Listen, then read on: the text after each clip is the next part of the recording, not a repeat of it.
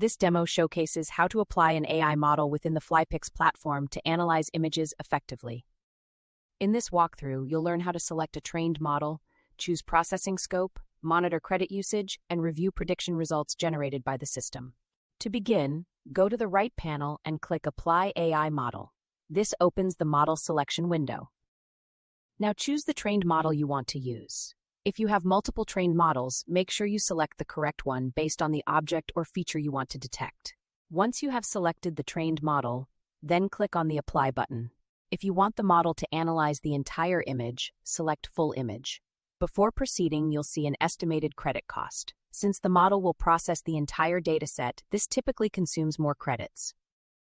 If you're ready, click Apply to start the inference process. If you only want to analyze a specific area, select Regions instead. Then choose the region you previously created. This limits processing to that selected boundary, which helps reduce credit usage. If your goal is to optimize resources or focus on a particular area, this is the recommended approach. Click Apply to execute the AI model on the chosen regions of the image. Once the process begins, you can monitor the task status in the Notifications or Task panel.